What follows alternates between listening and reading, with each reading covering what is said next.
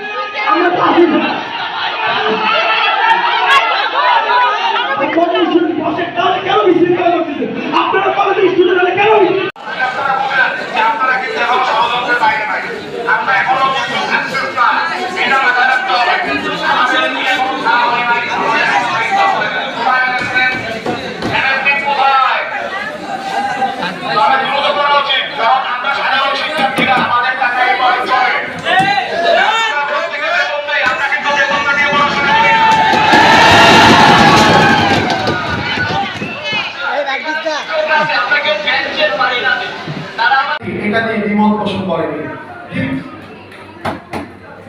ঠিক সেই জায়গা থেকে আমরাও বিশ্বাস করি, আমরা এখানে যারা কাজ করেছি আমাদের উপরও আপনারা আস্থা রাখবেন।